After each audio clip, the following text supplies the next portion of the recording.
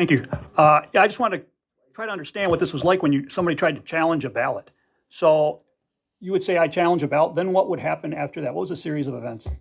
Even before the supervisor or the poll worker would respond to the challenge, the Democrats would just pounce and say, what are you challenging? And then when we try to give them what was the basis for challenge, like as I said, they had no clue because they were not trained. Their only training was to block the GOP people. So when we would say, this is what we are challenging, they'd be like, they're clueless, obviously. And then the poll workers, they would be hostile. And they're like, we're not going to stop what we're doing. If you have a problem, you go take it up with the supervisors. They were all in on it together, so nobody was going to listen to it. Not a single challenge was ever entered. And this was the same thing happening. So then if you went to the supervisor, he would not do anything? No, nobody would do anything. So in addition to that, thank you. In addition to that, when there was no Democrat challenger, which I witnessed in the minority of times, I would make a challenge and the head of the table would say, what's wrong? And I would say, this is wrong. And they say, no, that's not wrong. And I said, no, I'm challenging it. So, I mean, for example, just one example is I challenge you for filling in the Democrat straight ticket. Is that, can I challenge that? No, it's not a challenge. No, document, just push it through. That's what they did. Oh, thank you. Representative C.A. Johnson. Here's your Thank you, girlfriend. Mr. Chair. Your girlfriend, Al. It's a nice Mr. girlfriend. Chair, please indulge me.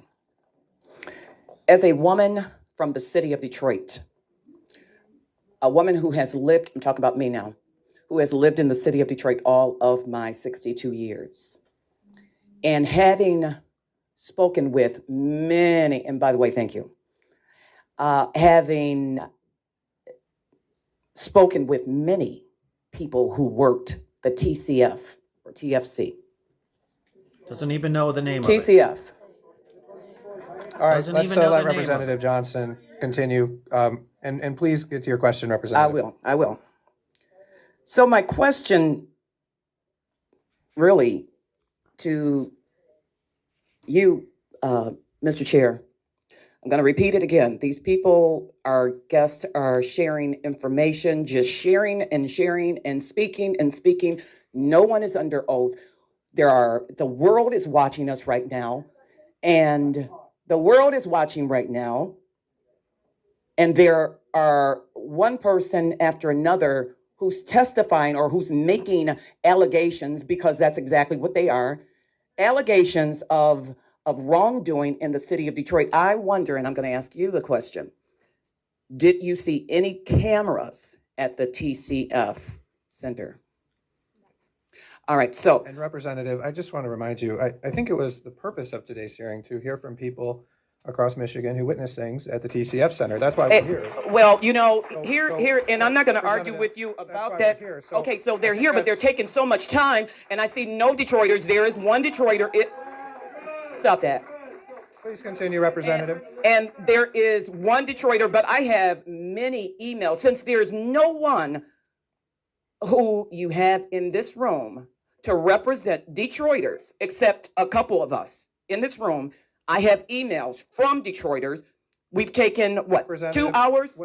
Did you have a question? I'm willing, please stop yelling. We People need in the to- audience, let me handle this. Representative, listen, we've had hearings in the past, as you know. We'll have more hearings. Today, we've invited Mr. Giuliani, and Mr. Giuliani has brought forward witnesses that he says have firsthand knowledge of fraud. That's what we are doing today. And you wanna if talk we about other want to hearings, find out if, Please let me finish. yes. All right, so if you want to do other hearings, we're doing more hearings, but today we're here to hear from these people. So do you have a question for these witnesses? No, today? I have some concerns, All right, well, many we- concerns, and I want to just I'm gonna share rule with you out of order, all what right? the Out concerns of order. Do you have a are. point of order? I'm sorry. Do you have a point of order? Yes, What is your point of order? point of order is to have them under oath. You're out of order. As I've said, this is something that is not done here in this state. It's really only. It may this not is be a done under the court. state, This but is you're not a allowing court. people to come in here and lie, and I know they're lying. Representative, you're out of order. I've indulged you, but you're out of order, and we're going to move on. On behalf of my witnesses, I would like to point out that every single witness we've presented here has sworn an affidavit as to all of these facts. And so, Representative, please, I gave you some room there, but we're going to move on. We're going to go May I now. say something, please? Sure. if that is what you want me to do, I would do it. And I will still repeat the exact same thing I watched. And you know what? I also want to say one thing. If it is a lie, it may change because a liar has to have a lot of memory power. If it is truth, you can ask me in the middle of the night, it'll still be the same. All right, I'm going to take this here. Please stop. We're going to move on now to Representative LaFave. Thank you, Mr. Chairman. I appreciate it very much. Audience members, we're not going to be able to get to the end of this if we continue with interruptions. So I should ask a little bit more patience.